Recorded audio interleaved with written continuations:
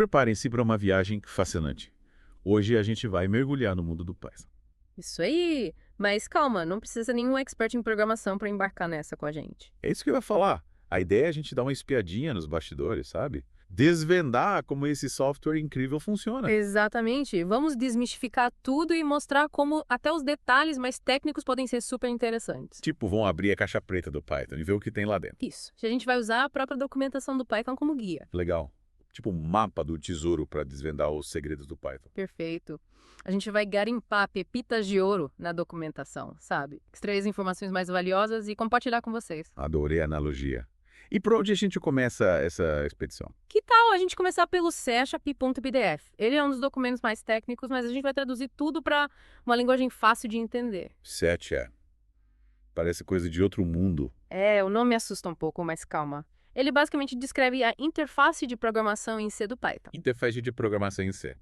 O Python é escrito em C, né? Então, essa interface permite que outros programas escritos em C interajam com o Python. Ah, entendi. Tipo uma ponte entre o mundo C e o mundo Python. Exatamente. E logo de cara me deparei com a Python Critical Section API. Critical Section API. O que é isso? Sabe quando você está dirigindo e fica preso num cruzamento porque ninguém consegue passar? No mundo da programação, isso se chama deadlock. Tipo um engarrafamento de threads. Isso. E essa API ajuda a evitar esse caos, definindo seções críticas do código que só podem ser acessadas por uma thread por vez. Ah, entendi. É como se fosse um semáforo para controlar o fluxo das threads. Perfeito. E para controlar tudo isso, o Python usa o famoso Global Interpreter Lock, ou GL. GL. Já ouvi falar, mas nunca entendi direito o que é. É como se fosse um guarda de trânsito super rigoroso que só deixa uma thread rodando por vez. Mas isso não deixa o Python lento. Tipo, se só uma thread pode rodar por vez, ele não aproveita todo o poder de processamento do computador. É verdade, essa é uma das críticas ao GE. Mas ele também garante a segurança e a consistência do código, evitando problemas de concorrência. Entendi. É um dilema, né? Segurança versus velocidade. Sim, mas a partir do Python 3.exe você pode configurar o Python para desabilitar o GL em situações específicas, tipo para rodar código que não precisa de acesso a recursos compartilhados. Legal. Então o Python está evoluindo para ser mais rápido e eficiente. Exatamente. Mas voltando ao CAPI.pdf, o que mais me chamou a atenção foi uma variável de ambiente chamada Python-prefs. Variável de ambiente. Isso me lembra as aulas de informática do ensino médio.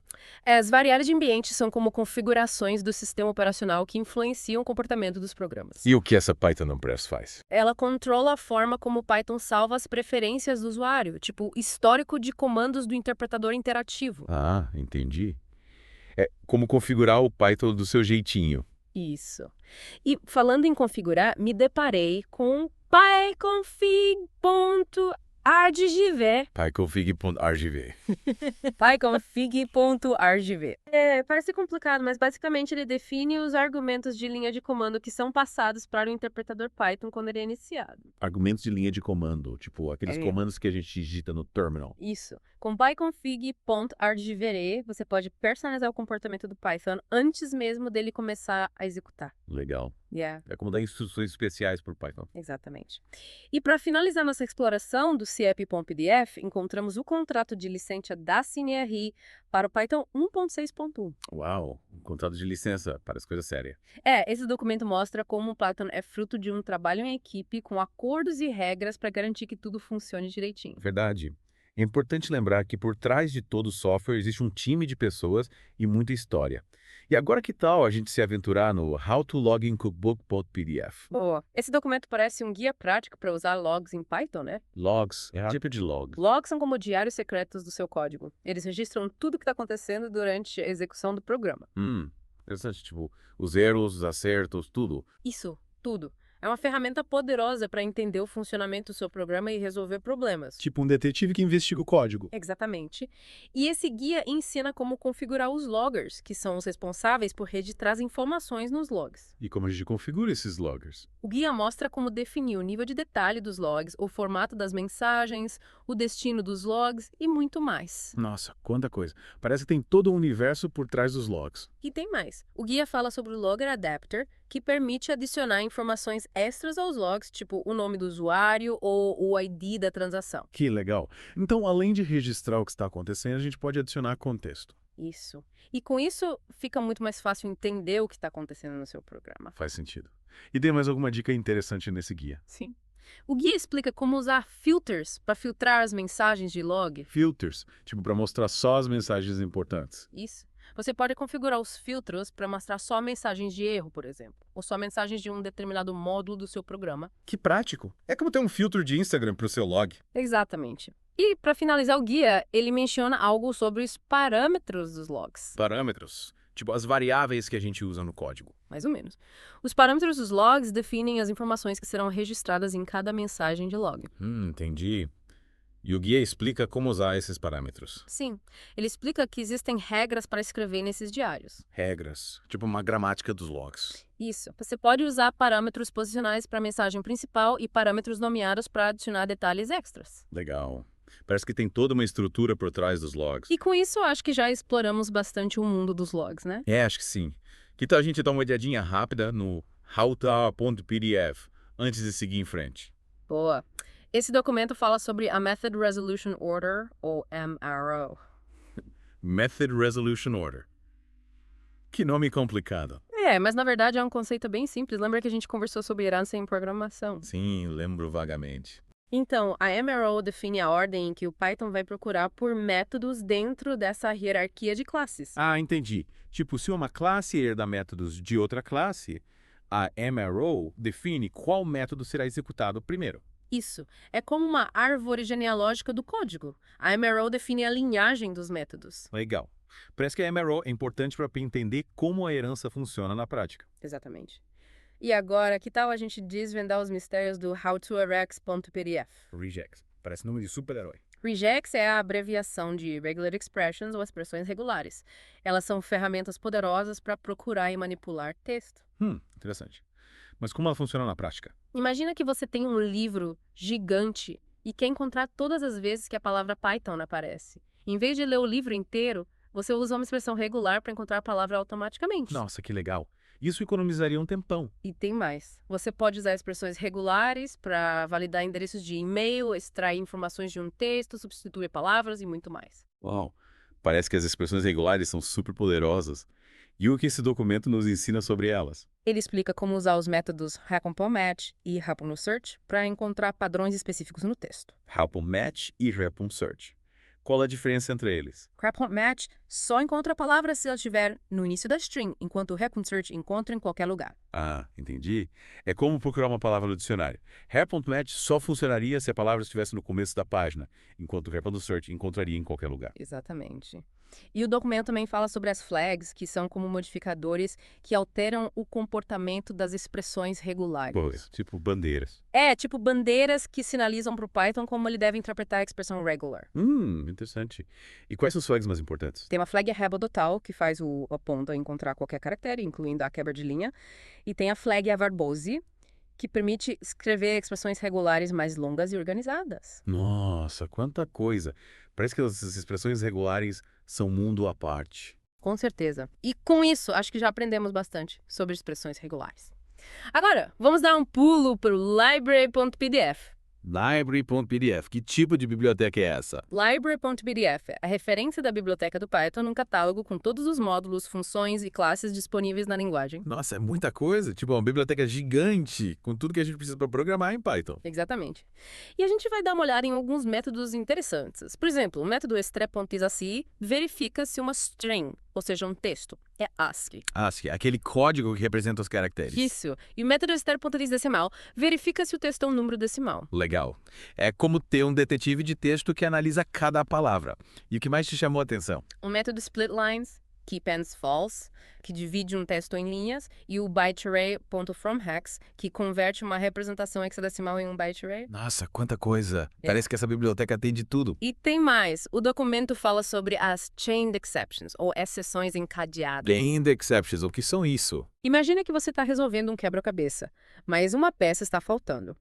As exceções encadeadas ajudam a rastrear a sequência de erros que levaram àquela peça que falta. Ah, entendi. É como seguir as pistas para descobrir a causa do erro. Exatamente. E para finalizar a primeira parte da nossa aventura, vamos dar uma olhada no documento using.pdf. Using.pdf. Parece um guia para iniciantes, né? Isso mesmo. Ele explica como instalar o Python em diferentes sistemas operacionais, como usar um interpretador interativo, como executar scripts Python e muito mais. Legal. Parece um guia completo para quem está começando com Python. Exatamente. E ele também fala sobre a variável de ambiente Python Path, que indica ao Python onde procurar por módulos. Python Path. Já ouvi falar, mas nunca entendi direito para que serve. É como ensinar o Python a encontrar os seus arquivos. Se você criar um módulo Python e quiser que o Python consiga encontrá-lo, você precisa adicionar o caminho do módulo ao Python Path. Ah, entendi. É como dar o mapa da mina para o Python. Isso. E com isso, concluímos a primeira parte da nossa jornada pela documentação Python. Nossa, quanta informação! Parece que a gente já deu a volta ao mundo do Python. E ainda temos muito a explorar. Na próxima parte, vamos desvendar os segredos da herança dos tipos numéricos e muito mais. Estou ansioso para continuar essa aventura. Eu também. E aí, prontos para continuar nossa expedição pelo mundo Python. Na última parte, a gente decifrou alguns mistérios da documentação, lembra? Desde o multithreading até as expressões regulares. Sim, acho que a gente já deu a volta ao mundo do Python. A gente já explorou bastante coisa, mas ainda tem muito a desvendar. Que legal.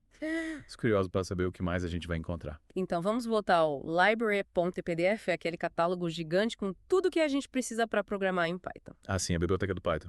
Lembra que a gente viu alguns métodos interessantes, tipo stref.isaci e stre.isacimal. Isso. E nesse documento também tem uma discussão sobre um conceito fundamental na programação orientada a objetos, o método super. Super. Parece nome de super-herói. Super é como um superpoder que permite acessar métodos de classes ancestrais, sabe? Classes ancestrais, tipo as classes pai, avô, bisavô. Isso. Lembra que a gente conversou sobre a herança? Uma classe pode herdar características de outra classe. Sim, lembro vagamente. Então, o super permite que uma classe filha acesse os métodos da classe pai sem precisar reescrevê-los. Entendi. É como se a classe filha pudesse usar os poderes da classe pai. Exatamente. É uma forma de reaproveitar código e tornar o seu programa mais organizado e eficiente. Legal.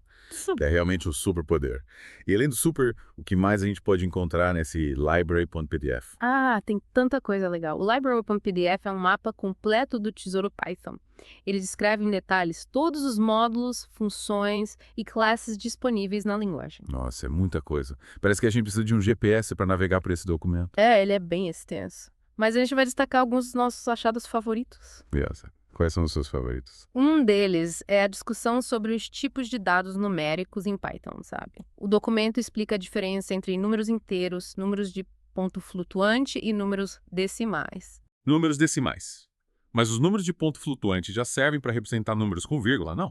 Mas os números de ponto flutuante podem ter pequenas imprecisões em alguns cálculos, sabe? Já os números decimais garantem maior precisão, o que é essencial para cálculos financeiros e científicos, por exemplo. Ah, entendi. É como escolher a ferramenta certa para cada tipo de cálculo. Exatamente. E para trabalhar com números decimais, o Python tem um módulo decimal. Decimal. E o que esse módulo faz? Ele oferece funções para trabalhar com números decimais de forma precisa e controlada, sabe? Você pode definir a precisão, o arredondamento e outras configurações para garantir resultados confiáveis. Nossa, que legal. Parece que o Python é um mestre da matemática. É. E além dos números, o que mais a gente pode encontrar nesse documento? O library.pdf aborda uma variedade enorme de tópicos. Desde módulos para manipular texto e datas, até módulos para trabalhar com arquivos, sistemas operacionais e muito mais. Caramba! É como ter um canivete suíço para programar em Python. A biblioteca padrão do Python é realmente incrível e um dos módulos que eu mais gosto é o Random. Random, o que ele faz? Ele gera números aleatórios, sabe? É como ter um dado virtual dentro do Python. Um dado virtual. Para que serve isso? Ele é útil para diversas aplicações, como jogos, simulações e testes, por exemplo. Entendi. Tipo, para gerar números aleatórios para um jogo de dados. Isso. Ou para simular o lançamento de uma moeda, para escolher elementos aleatoriamente de uma lista, para embaralhar uma sequência e muito mais. Nossa, que legal. É. Parece que o Random abre um leque de possibilidades. E outro módulo bem interessante é o Statistics. Statistics. Ele faz o quê? Ele calcula estatísticas descritivas, tipo média, mediana, desvio padrão e variância. Estatísticas. Parece que o Python também é um craque em matemática. Ele tem várias ferramentas para análise de dados e o Statistics é bem útil para calcular estatísticas básicas de um conjunto de dados. Legal. E para finalizar nossa exploração do library.pdf, vamos falar sobre as exceções. Assim, as exceções. Lembra que a gente viu isso no documento CAP.pdf? Isso. As exceções são como alertas que o Python emite quando algo inesperado acontece durante a execução do código. Tipo, lá o Python encontrou um erro e não sabe o que fazer. Isso. E o library.pdf descreve os diferentes tipos de exceções que a gente pode encontrar em Python, tipo value error, type error e index error. Nossa, quanta exceção. Parece que o Python é bem rigoroso com os erros. Ele é bem cuidadoso para evitar que erros passem despercebidos, sabe? E para lidar com as exceções, a gente usa blocos try.except. Try.except. O que isso faz? É como um plano B para o seu código, sabe? Se o Python encontrar uma exceção dentro do bloco try, ele vai executar o código dentro do bloco except. Ah, entendi. É como se a gente dissesse pro Python, se der algum problema, faz isso aqui. Exatamente. É uma forma de tratar os erros de forma elegante e evitar que o seu programa trave. Legal. Parece que as exceções são importantes para tornar o código mais robusto. Com certeza. E agora que a gente já explorou bastante o library.pdf, que tal navegarmos pelo using.pdf? Lembra que a gente viu na parte anterior que ele explica como instalar o Python em diferentes sistemas operacionais. Isso. E ele também fala sobre como usar o interpretador interativo, como executar scripts Python, como criar ambientes virtuais e muito mais. Nossa, quanta coisa. Parece que esse documento é um guia completo para usar o Python. Ele é bem útil. E a gente vai focar na seção sobre instalação e configuração do Python em diferentes sistemas operacionais. Beleza, vamos lá. Então, o documento explica passo a passo como instalar o Python em cada sistema, desde baixar o instalador até configurar as variáveis de ambiente. Variáveis de ambiente, a gente já viu isso em outros documentos, né? Sim. As variáveis de ambiente são como configurações globais do sistema que influenciam o comportamento dos programas. Ah, sim, lembro. Tipo a variável Python Path, que indica ao Python onde procurar por módulos. Isso. E o using.pdf detalha as variáveis mais importantes, como Python Path, Python Home e Path. Nossa, quanta variável. Para que serve cada uma delas? Python Path indica onde o Python deve procurar por módulos. Python Home define a localização da instalação do Python e Path indica ao sistema onde procurar por executáveis. Caramba, parece que as variáveis de ambiente são importantes para configurar o Python direitinho. Com certeza. E além da instalação e configuração, o using.pdf também aborda a utilização do interpretador interativo. Interpretador interativo, o que é isso? É como ter um bate-papo com Python, sabe? Você digita comandos e ele responde na hora, mostrando os resultados. Ah, entendi. Tipo, a gente digita um comando Python e ele executa na hora. Isso. É uma ferramenta ótima para aprender, testar códigos e experimentar. Legal. Parece bem interativa mesmo. E o documento também fala sobre a criação de ambientes virtuais. Ambientes virtuais. Para que serve?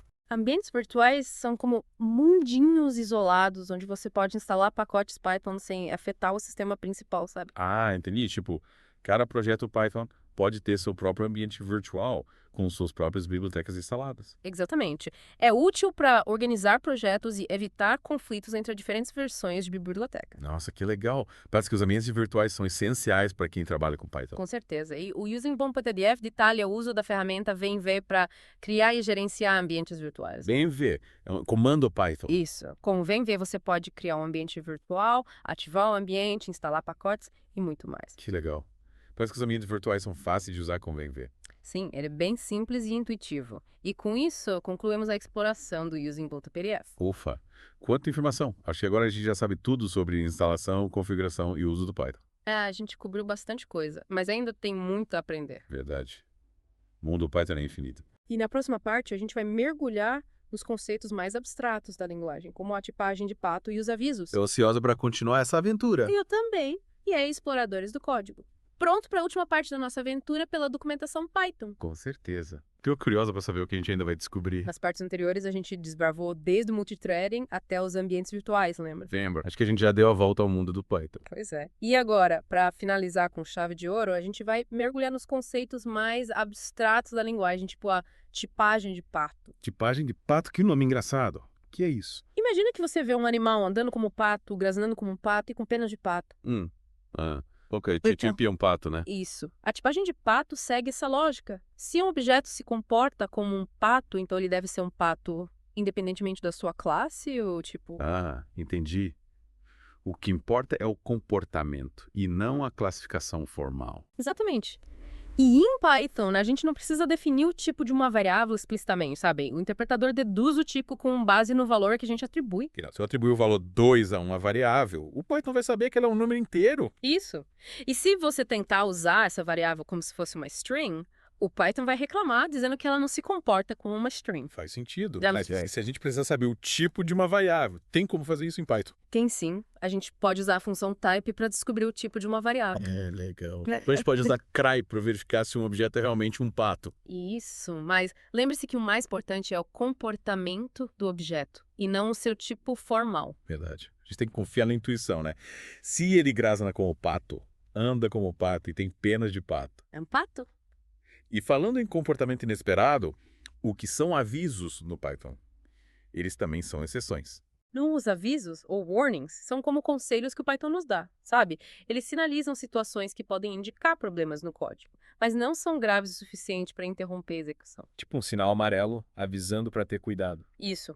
Por exemplo, se você usar uma função que está descontinuada, o Python vai emitir um aviso, mas vai continuar executando o código. Ah, entendi. É como se o Python dissesse: olha, esse código pode não ser a melhor solução, mas funciona. Exatamente. E falando em boas práticas, o using.pdf destaca a importância da documentação do código usando docstrings. No docstrings. O que são isso? São como comentários especiais que explicam o que cada parte do código faz, sabe? Elas facilitam a vida de quem está lendo o código, inclusive a nossa própria vida no futuro. Tipo, deixar bilhetinhos explicativos pra gente mesmo. Isso. As docstrings são essenciais para tornar o código mais legível e fácil de manter, sabe? É como escrever um manual de instruções para o seu próprio código. Exatamente.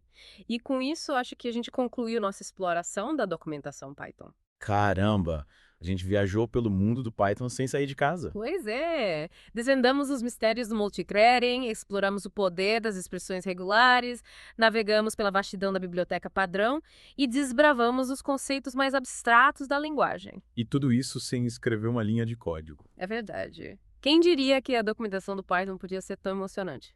No começo eu achei que ia ser chato, mas acabei me surpreendendo. Eu também. A documentação é uma fonte riquíssima de conhecimento e explorar ela é como desvendar um mapa do tesouro. E a gente aprendeu que o Python é muito mais do que uma linguagem de programação, né? Com certeza. O Python é uma comunidade, uma filosofia, um jeito de pensar e resolver problemas. E essa aventura pela documentação foi só o começo da nossa jornada no mundo Python. Isso aí. Aprender sobre Python é como abrir um portal para um mundo de possibilidades. É verdade. E a gente espera que vocês tenham se inspirado para continuar explorando esse mundo incrível. Agradecemos a companhia nessa jornada e até a próxima, exploradores do código. Tchau, tchau.